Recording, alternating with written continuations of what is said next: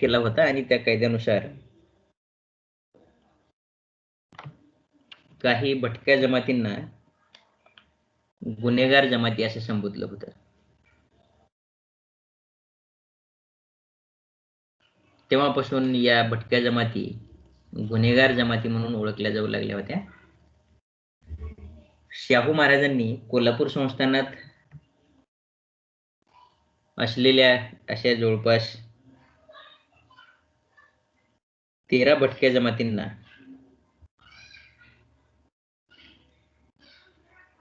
आपल्या संस्थानामध्ये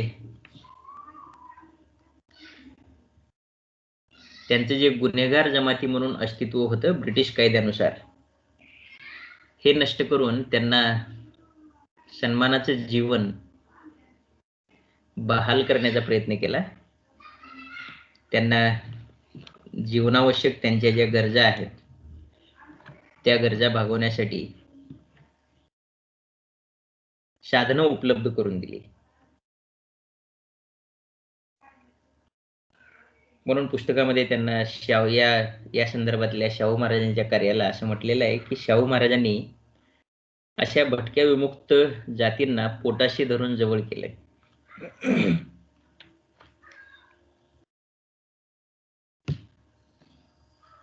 खरं तर या जगामध्ये सर्वात जास्त सुसंस्कृत आपणच आहोत असं ब्रिटिशांचं म्हणणं होतं, ब्रिटिशांचं मत होतं. आणि म्हणून ते भारतीय लोकांना असंस्कृत म्हणायचे.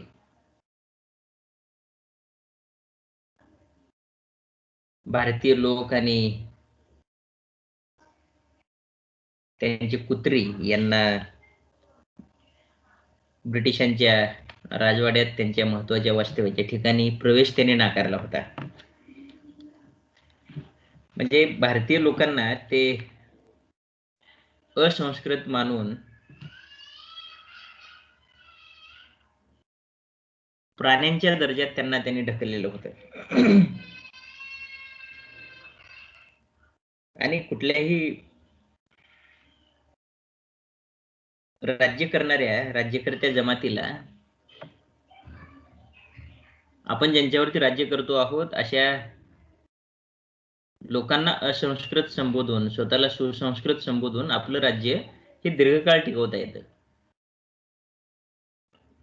आणि तसाच प्रयत्न इतिहासामध्ये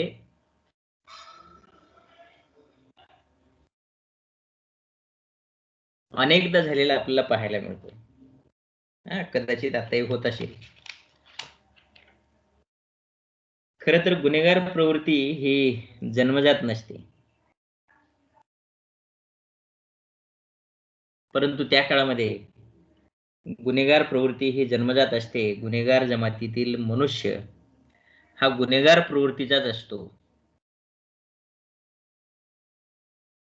असा एक समज रूढ झाला होता. आणि ही गुन्हेगार प्रवृत्ती तो व्यक्ती कधीही बदलू शकत नाही. हे साधारणतः शाहू महाराजांच्या कालखंडापर्यंत सुसंस्कृत समाजानं आणि ब्रिटिश राज्यकर्त्यांनीही मांडलेलं हे समीकरण होतं. आजही खेड्यापाड्यांमध्ये तुम्ही पहा की अशा पद्धतीची ही प्रवृत्ती जन्मजात असते, असाच समज खेड्यापाड्यांमध्ये आजही आपल्याला पाहायला मिळतो. परंतु शाहू महाराजांनी हे जे समीकरण आहे की गुन्हेगार प्रवृत्ती ही जन्मजात असते आणि गुन्हेगार जमातीमधील व्यक्ती हा गुन्हेगारी प्रवृत्तीचाच असतो, हे समीकरण शाहू महाराजांनी धुडकावून लावलं.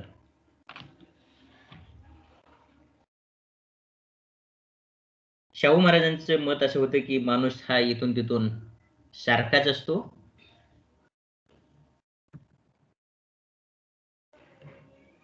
पण परिस्थितीमुळं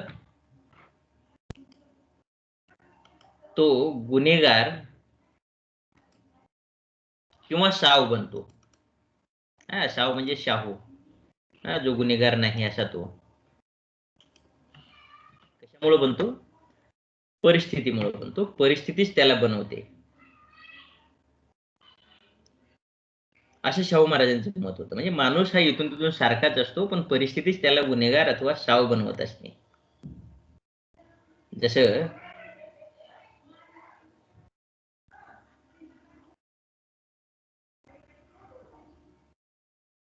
शिमांद बोहर नावाची लेखिका स्त्रीवादाच्या संदर्भात म्हणत असताना म्हणते की स्त्री ही जन्म घेत नाही, तर ती घडवली जाते.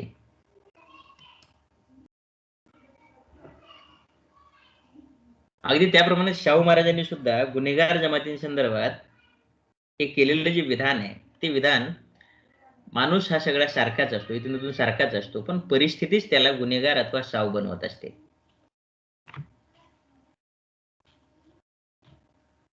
म्हणून ते म्हणतात की प्रेमाने वागवले तर एक वाघासारखे क्रूर पशु हे सुद्धा बदलतात.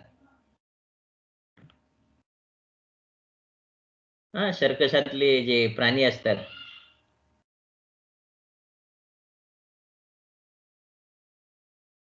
हे प्राणी सर्कशीत काम करण्यायोग्य बनतात. त्याचं कारण आहे की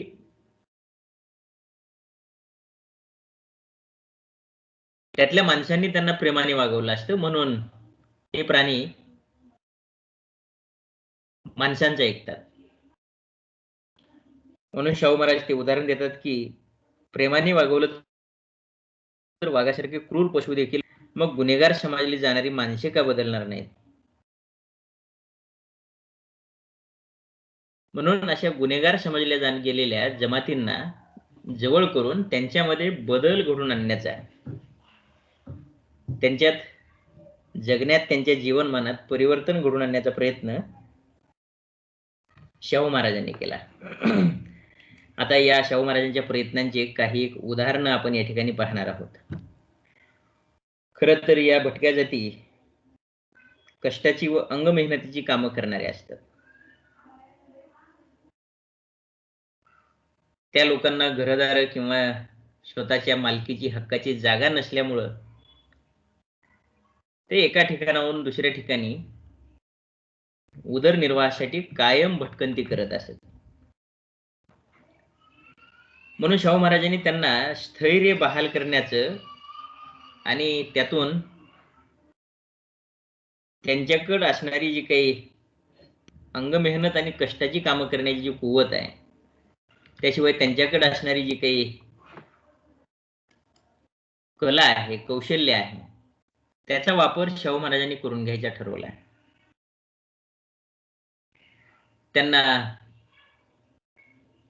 राहण्यासाठी, घरादारासाठी जागा देऊन त्यांच्या या भटक्या जीवनाला स्थैर्य त्यांनी प्राप्त करून दिलं. कुंचकर्वी नावाची एक भटकी जमात, डोंबारी नावाची एक भटकी जमात, आपण अंशरवाड्यात गेलो असताना कॅम्पच्या वेळेला त्या ठिकाणी गोपाळ समाजाची जी वस्ती आहे, ती वस्ती पाहिलेली आहे. हा गोपाळ समाज सुद्धा अगदी भटकाच असणारा समाज. या समाजाकडे कसल्याही प्रकारचं वास्तव्य करण्यासाठी हक्काचं घर नाही, हक्काची जागा नाही, हक्काची जमीन नाही. ते एका ठिकाणाहून दुसऱ्या ठिकाणी आपल्या उदरनिर्वाहासाठी भटकंती करत असतात. इथे अंशरवाड्यामध्ये मात्र त्यांना हक्काची राहण्यासाठी जागा देण्यात आली आणि त्या ठिकाणी ते जीवन जगत आहेत. हे उदाहरण तुम्हाला इथे समजण्यासाठी या ठिकाणी दिलेलं आहे. शाहू महाराजांनी अशाच डोंबारी, वड्ड म्हणजे वडार, रजपूत, भामटा अशा जातींना त्यांनी जागा दिल्या, त्यांना स्थैर्य प्राप्त करून दिलं. कुंची कोरवी नावाची एक जमात,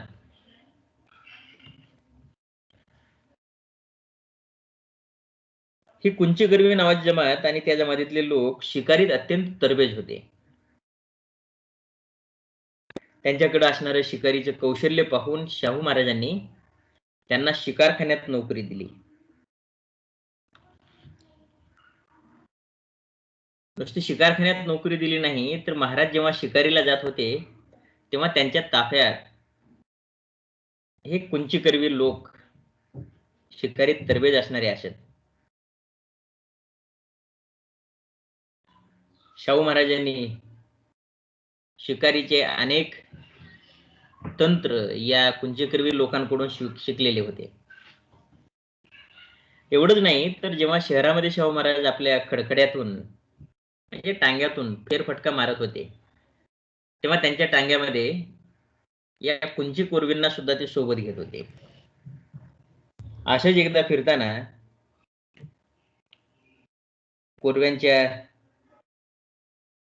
वस्तीत त्यांना एक रामू नावाचा धष्टपुष्ट जवान मुलगा दिसला, तरुण मुलगा दिसला आणि तो महाराजांच्या नजरेत भरला.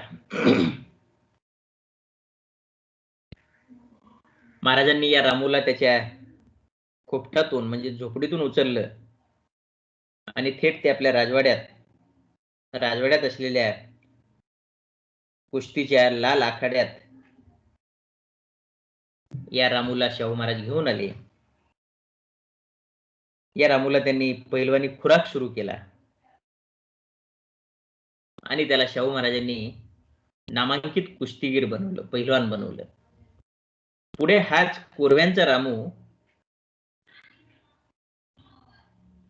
कोल्हापूर संस्थानामध्ये कुस्तीराम पैलवान या नावानं नावारूपास आला, त्याचा नावलौकिक झाला. त्यामुळं शाहू महाराजांनी कोरव्यांना हे जे हाताशी धरलं आणि त्यांना जगण्याचं साधन उपलब्ध करून दिलं.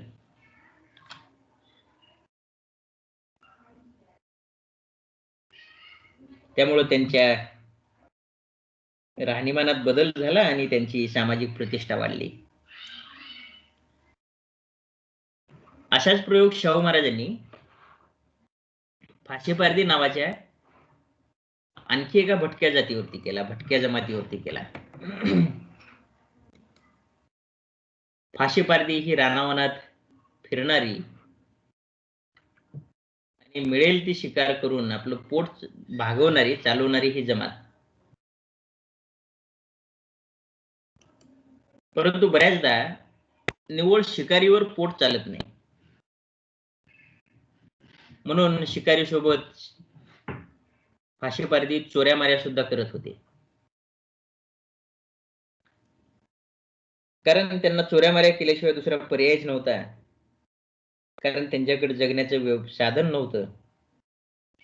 शिकार आणि चोऱ्या करून जगणे हाच त्यांच्या जातीचा व्यवसाय बनला होता. त्यामुळं ब्रिटिशांच्या गुन्हेगार जमातीच्या कायद्यात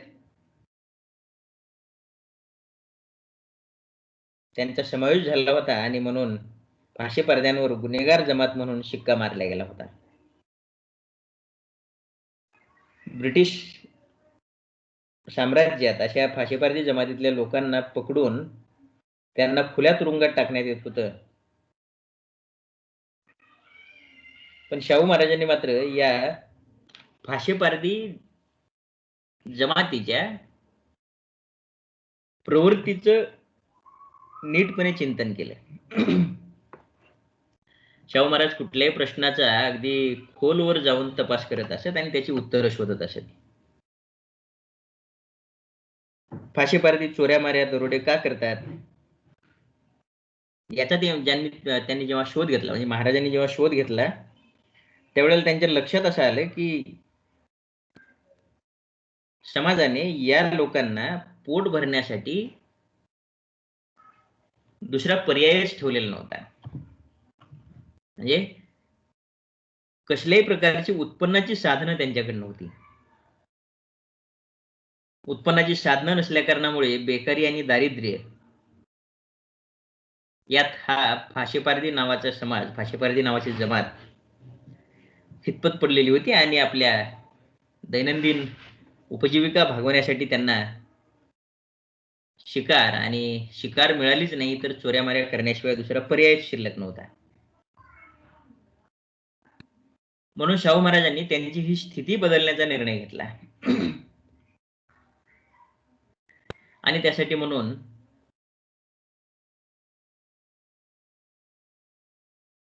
या फाशीपारध्यांच्या प्रमुख पुढाऱ्यांना आपल्या निवासस्थानाच्या संरक्षणाची जबाबदारी शाहू महाराजांनी देण्याचं ठरवलं, कारण ते नेमबाजीत तरबेज होते. अशा कित्येक भटक्या विमुक्त जमाती आहेत की ज्या जमाती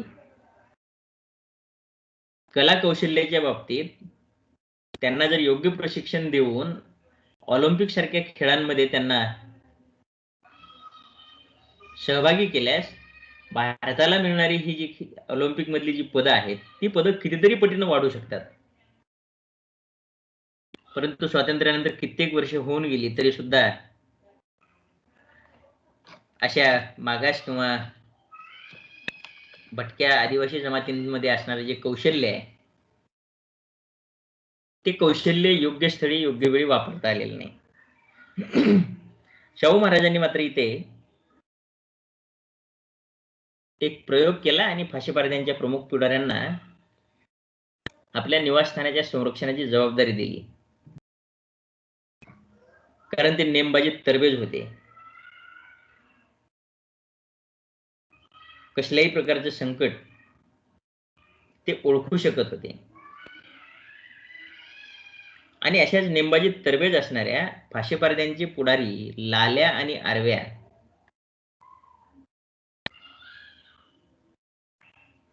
महाराष्ट्रात किंबहुना भारतातल्याच ग्रामीण भागात किंबहुना मागासलेल्या समाजामध्ये नावाच्या शेवटी या लावण्याची पद्धत आहे. त्यातूनच ह्यांची नावं लाल्या आणि आरव्या अशी होती. या लाल्या आणि आरव्या या दोन फाशीपारध्यांच्या प्रमुखांना शाहू महाराजांनी त्यावेळेला जो सोनतळी या ठिकाणी कॅम्प त्यांचा चालू होता, लोकोपयोगी कामासाठी, लोक कल्याणकारी कामांसाठी शाहू महाराजांनी ठिकठिकाणी असे कॅम्प भरवले होते. आणि अशा कॅम्पच्या ठिकाणी शाहू महाराज स्वतः जाऊन वास्तव्य करत होते. सोनतळी कॅम्प मधल्या शाहू महाराजांच्या निवासस्थानाची संरक्षणाची जबाबदारी या लाल्या आणि आरव्या या दोन फाशीपारध्यांना शाहू महाराजांनी देऊ केली. लोकांना वाटलं की महाराजांनी चोरांच्याच हाती जमादारखान्याच्या किल्ल्या दिल्या आहेत.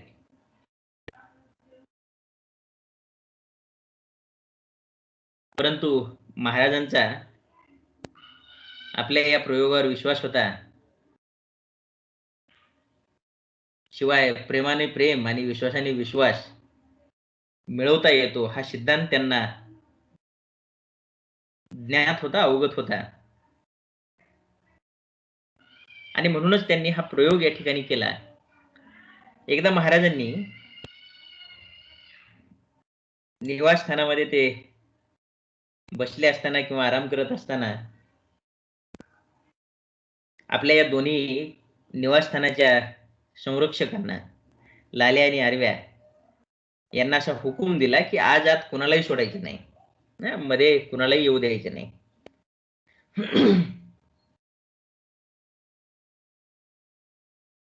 आणि हा हुकूम देताच राजाच्या हुकुमाची 100% अंमलबजावणी या लाल्या आणि आरव्याने केली. हा हुकूम ते पाळत असतानाच महाराजांचे लहान बंधू बापूसाहेब महाराज हे शाहू महाराजांच्या निवासस्थानी आले आणि ते आत जाऊ लागले होते. तेव्हा या लाल्या आणि आरव्या यांनी त्यांना बापूसाहेब महाराजांना शाहू महाराजांच्या निवासस्थानात प्रवेश करू दिला नाही. म्हणजे महाराज म्हणजे राजपरिवारातील एक व्यक्तिमत्व. तरी सुद्धा लाल्या आणि आरव्या यांनी त्यांना सुद्धा शाहू महाराजांच्या भेटीला जाऊ दिले नाही. लाल्या आणि आरव्या यांच्या या कृत्यामुळे बापूसाहेब महाराज रागाने लालबुंद झाले होते आणि त्यांचा हा तापलेला रागावलेला चेहरा पाहून लाल्या आणि आरव्या यांनी म्हटलंय की तुम्हाला आम्ही जर आत सोडलं तर राजांचा हुकूम मोडल्यासारखं होईल आणि आम्हाला राजांचा आदेश आहे की आज आत कुणालाच सोडायचं नाही. आणि तुम्हाला जर आत जायचंच असेल तर ही बंदूक घ्या आणि आम्हाला गोळ्या घाला आणि मगच तुम्ही आत जा, कारण आम्ही राजांच्या हुकुमाच्या अधीन आहोत आणि राजांचा हुकूम आम्ही या ठिकाणी मोडू शकत नाही. आणि तुम्हाला जायचंच असेल तर आम्हाला गोळ्या घाला आणि मगच तुम्ही जा, असं त्यांनी म्हटलं. आणि हे जे प्रामाणिकपणाचं दर्शन आहे लाल्या आणि आर्व्या यांचं, राजाने दिलेल्या हुकुमाप्रती जी निष्ठा आहे, ही निष्ठा खुद्द राजपरिवारातल्या शाहू महाराजांच्या धाकट्या बंधूंनी, बापूसाहेब महाराजांनी पाहिली होती. त्यामुळं महाराजांचे हे जे अभिनव प्रयोग आहे अशा भटक्या विमुक्तांवरती त्यांनी राबवलेले, हे प्रयोग फसले नाहीत. उलट शाहू महाराजांच्या भटक्या विमुक्तांच्या संदर्भातील भूमिकेमुळं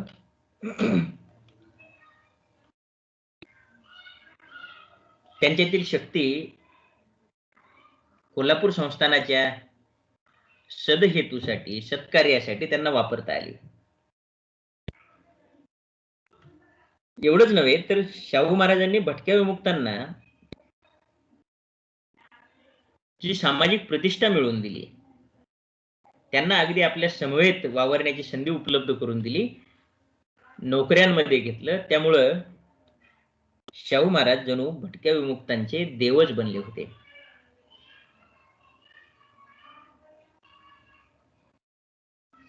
म्हणून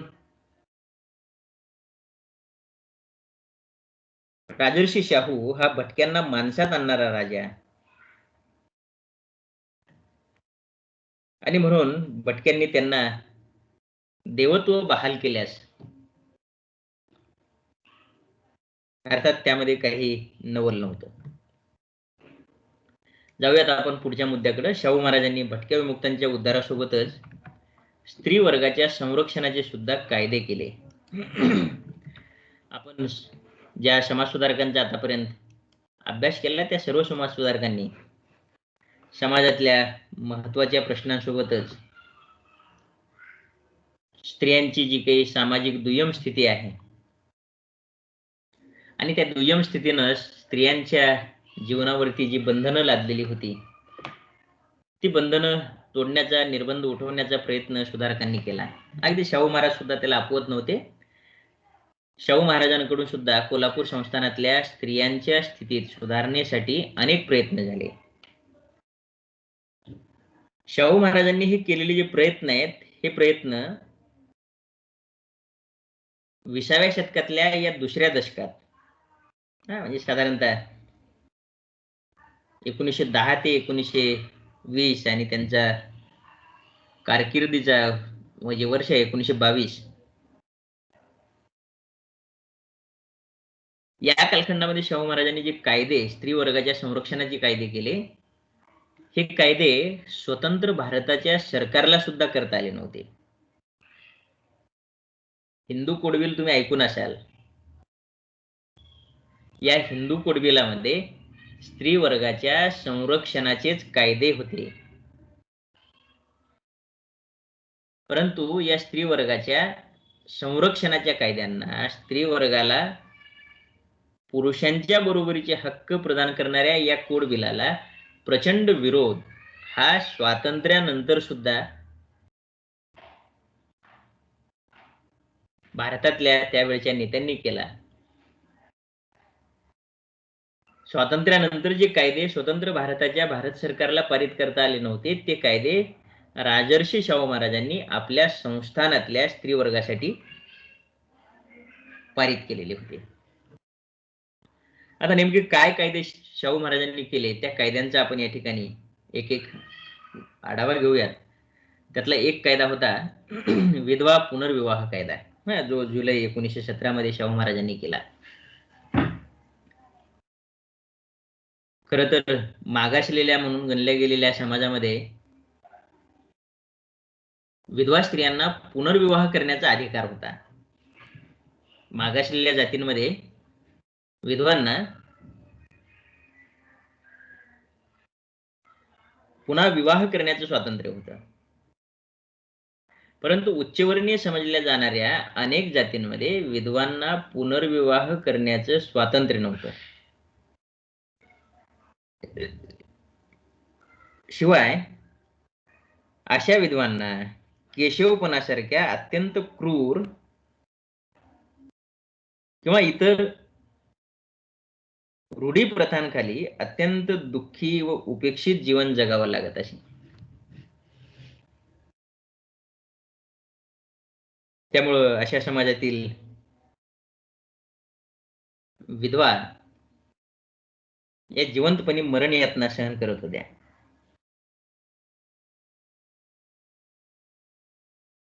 किंबहुना एखाद्या विधवेनं पुनर्विवाह करण्याचं धाडस दाखवलं तर तो विवाह समाज मान्यच नव्हता. म्हणून शाहू महाराजांनी अशा अन्यायी रूढीस धक्का देण्याचं ठरवलं आणि त्यानुसार 1917च्या जुलैमध्ये त्यांनी आपल्या संस्थानात विधवांच्या पुनर्विवाहास कायदेशीर मान्यता देणारा कायदा केला.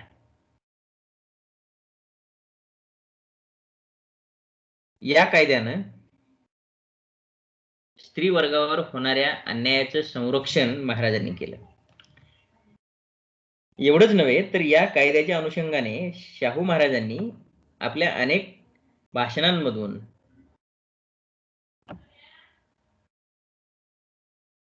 जागृती करण्याचा प्रयत्न केला होता. शाहू महाराज असंच एकदा उत्तर प्रदेशातल्या कानपूरच्या कुर्मी क्षत्रिय परिषदेस उपस्थित होते 1919 मध्ये.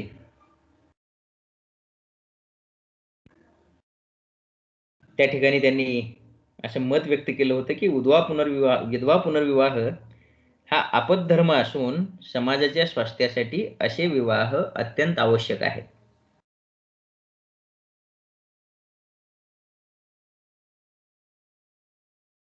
विधवा पुनर्विवाह न केल्यामुळे अनेक समस्या समाजामध्ये उपस्थित होतात. त्यामुळं मनुष्य समाज निर्दोष ठेवायचा असेल, मनुष्य समाजाला निर्दोष राखायचा असेल तर अशा पद्धतीने विधवांचे पुनर्विवाह झाले पाहिजेत, असं मत शाहू महाराजांनी या कानपूरच्या कुर्मी क्षत्रिय परिषदेत मत व्यक्त केलं होतं.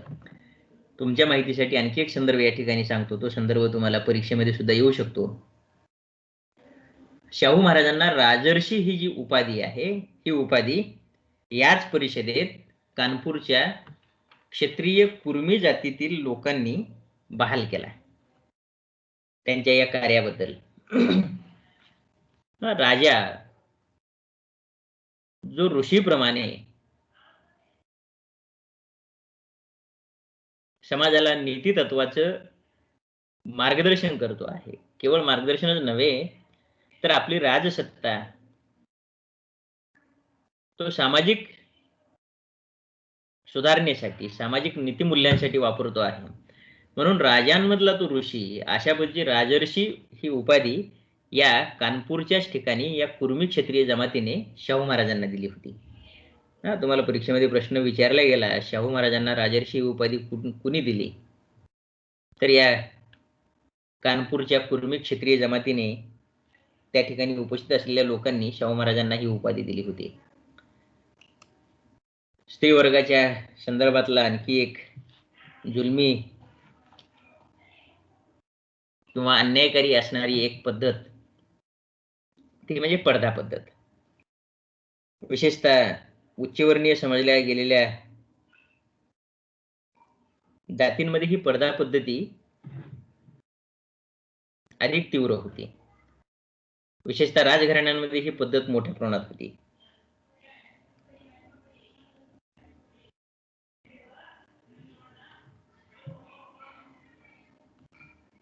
म्हणून शाहू महाराजांनी या पडदा पद्धतीचा निषेध केला.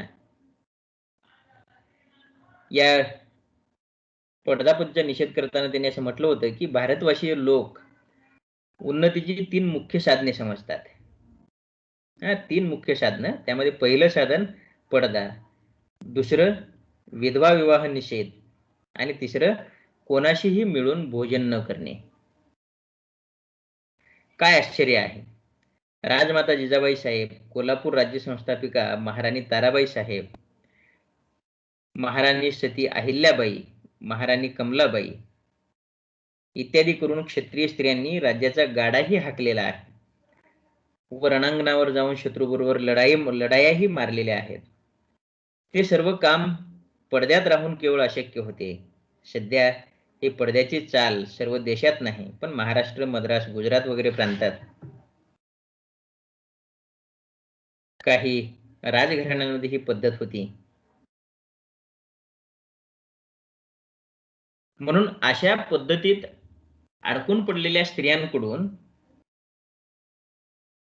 काही एक देशहिताचे कार्य होणं शक्य नाही.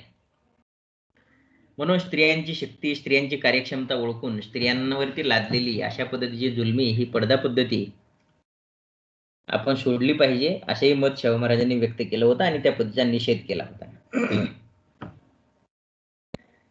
आणखी एक कायदा स्त्री वर्गाच्या संरक्षणासाठी शाहू महाराजांनी केला होता, तो आंतरजातीय विवाह कायदा. 12 जुलै 1919 रोजी हा कायदा कोल्हापूर गॅजेटमध्ये प्रसिद्ध झाला होता. जातीभेद निवारणासाठी शाहू महाराजांनी स्वतःच्या जनक घराण्यातील चुलत बहिणीचा विवाह होळकर घराण्यातील तुकोजी होळकर यांच्याशी करून दिला होता.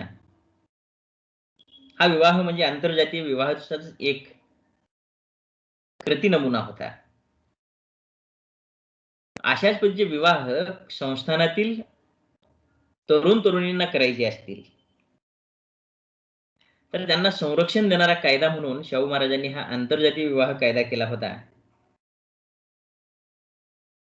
आणि त्या कायद्यात असं म्हटलं होतं की जातीय निर्बंध न पाळता सदरहू दोहोंपैकी आपापल्या कोणत्याही धर्माच्या मनुष्याशी विवाह करण्याची मुभा आहे.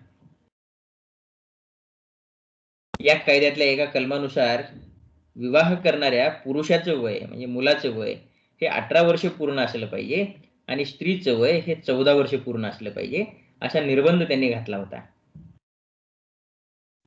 लक्षात घ्या की हे जे वयोमान आहे हे वयोमान ब्रिटिश राजवटीमध्ये सुद्धा भारतीय इतर प्रदेशामध्ये नव्हतं.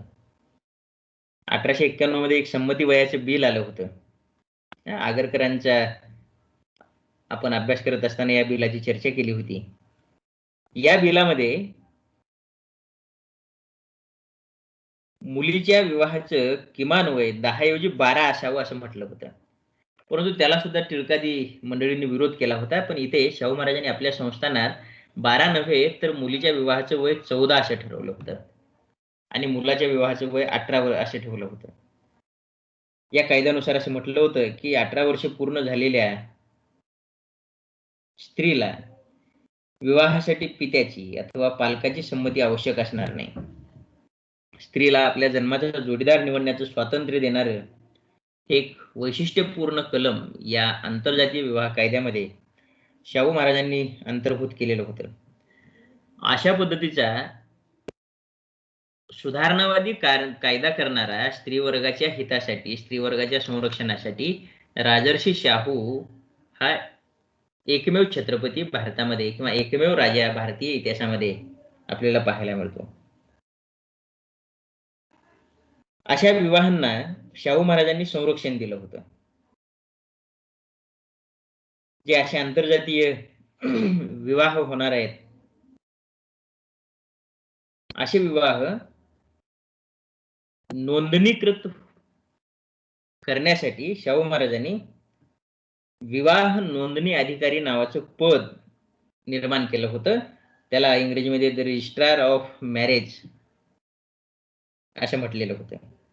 आणि त्या विवाह नोंदणी अधिकाऱ्याच्या समक्ष झालेल्या आंतरजातीय विवाहाला कायद्याने संरक्षण शाहू महाराजांनी आपल्या संस्थानात देऊ केलं होतं. आणखी एक महत्वाचा कायदा शाहू महाराजांनी स्त्री वर्गाच्या संरक्षणाच्या दृष्टीने केला होता. तो कायदा होता क्रूरपणाच्या वर्तनास प्रतिबंध करणारा कायदा. अनेक कुटुंबामध्ये तत्कालात स्त्रियांच्या विवाहानंतर मोठ्या प्रमाणात छळ होत असे. हे केवळ तत्कालातच नव्हे, आज सुद्धा आपण वर्तमानपत्रामध्ये किंवा बातम्यांमध्ये अशा घटना दररोज वाचतो. विवाहितेच्या झालेल्या छळासंदर्भातली. म्हणून शाहू महाराजांनी अशा पद्धतीनं क्रूरपणे स्त्रियांशी जे काही वर्तन केलं जातं, छळ केला जातो,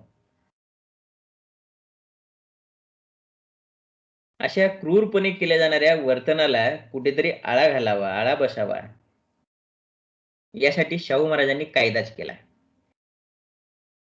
लक्षात घ्या की अशा प्रकारचा कायदा त्यावेळच्या भारत सरकारच्या इंडियन पिनल कोडमध्ये सुद्धा नव्हता.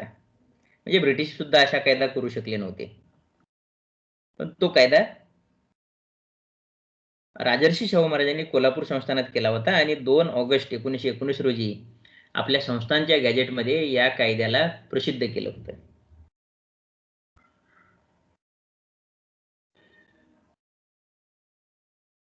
या कायद्यानुसार शाहू महाराजांनी असं म्हटलं होतं की या कायद्याचं महत्त्व सांगत असताना हिंदू शास्त्रकारांनी कुटुंबातील पुढाऱ्यास प्रसंगविशेषी हलकेसे शासन करण्याची परवानगी दिली आहे.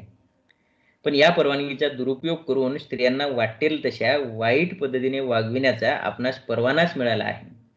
अशी जणू पुरुषांची समजूत झालेली आहे. म्हणून पुरुष वर्गाकडून स्त्रियांवर होणाऱ्या अत्याचारास आळा घालावा म्हणून हा कायदा केलेला आहे, असं शाहू महाराजांनी स्पष्टपणे म्हटलेलं होतं. शिवाय त्याच्या पलीकडे जाऊन शाहू महाराज आणखी म्हणतात की अत्यंत त्रासदायक आणि जुलमी वागणूक वरिष्ठ वर्गाच्या लोकांमध्ये घडत असली तरी तिच्याबद्दल केव्हाही तक्रार होत नाही. त्या स्त्रिया चार चौघात येत नाहीत किंवा आणण्याचा प्रयत्नही केला जात नाही. म्हणून अशी सर्वसाधारण कसोटी आम्ही घालून दिलेली आहे की त्या योगाने अत्यंत सुधारलेल्या समाजातील क्रूरपणाच्या वागणुकीचे जे प्रकार आहेत त्याचाही यात समावेश व्हावा आणि अशा पद्धतीनं क्रूरपणाचं वर्तन करणाऱ्या पुरुषास जो अपराधी आहे, ज्या अपराध्याने स्त्रीला क्रूरपणाची वागणूक दिलेली आहे, अशा अपराध्यास शाहू महाराजांनी या कायद्यान्वये नुसता कायदा केला नाही तर या कायद्यान्वये 6 महिन्याचा कारावास आणि 200 रुपयांपर्यंतचा दंड ठोठावला होता, अशी तरतूद शाहू महाराजांनी केली होती. या कायद्याचा परिणाम असा झाला की कोल्हापूर संस्थानामध्ये अशा पद्धतीनं स्त्रियांवरती होणारे जे क्रूर अन्याय अत्याचार आहे त्याचं प्रमाण हे या कायद्यानंतर कमी झालेलं पाहायला मिळतं. आणखी एक कायदा, घटस्फोटाचा व वारसा हक्काचा कायदा.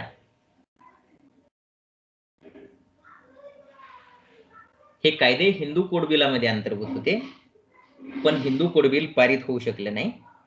शाहू महाराजांनी क्रूरपणाच्या वर्तनास प्रतिबंध करण्याचा कायदा केल्यानंतरच 1919 मध्ये हा घटस्फोटाचा कायदा केला. घटस्फोटाचा कायदा हा हिंदू स्त्रियांच्या दृष्टीनं स्त्रियांना सन्मान मिळवून देणारा हा कायदा होता. कारण विवाहानंतर विवाहबद्ध झालेल्या स्त्री पुरुषांमध्ये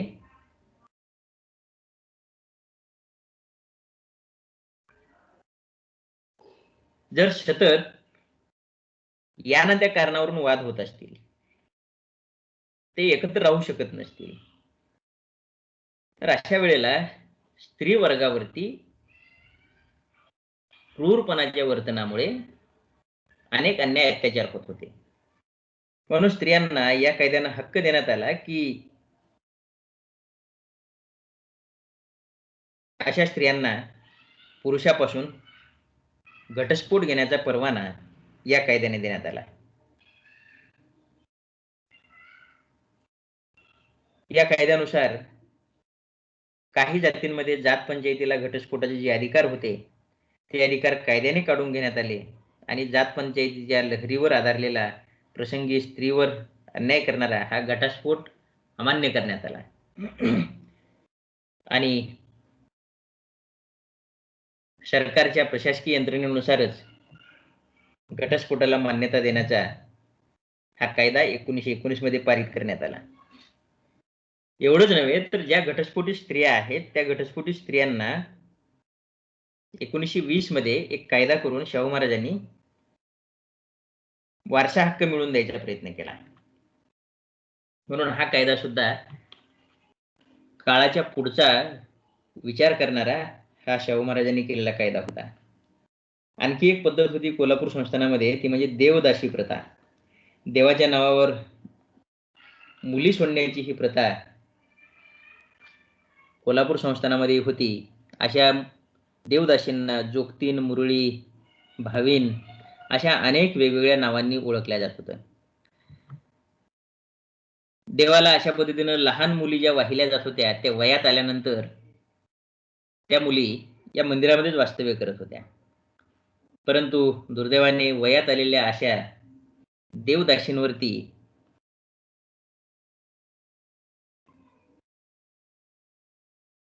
अनन्वित अत्याचार होत होते आणि या देवदासी प्रथेच्या नावाखाली देवदासी म्हणून गणल्या गेलेल्या स्त्रिया दुर्दैवाने अशा अन्याय अत्याचाराला बळी पडत होत्या. म्हणून शाहू महाराजांनी त्यांच्या संरक्षणासाठी एक खास कायदा केला 17 जानेवारी 1920 रोजी, आणि देवदासी प्रथा सुद्धा या कायद्यानुसार कोल्हापूर संस्थानामध्ये बंद करण्यात आली. म्हणजे स्त्री वर्गाच्या दृष्टीनं शाहू महाराजांनी केलेले हे जे काही संरक्षणाचे कायदे आहेत, हे कायदे स्वतंत्र भारताचं सरकार सुद्धा करू शकलं नव्हतं. असे कायदे एक राजा म्हणून, संस्थानाचा संस्थानाधिपती म्हणून शाहू महाराजांनी या ठिकाणी केले होते आणि या कायद्याची अंमलबजावणी करून स्त्रियांचं संरक्षण करण्याचं काम शाहू महाराजांनी आपल्या कारकिर्दीमध्ये या ठिकाणी केलेलं आपल्याला पाहायला मिळतं. आणखी एक 2-3 मुद्दे राहिलेले आहेत, त्याची चर्चा आपण उद्या पुढे कंटिन्यू करू. आणि शेवटचा जो घटक आहे आपल्या प्रकरणातला,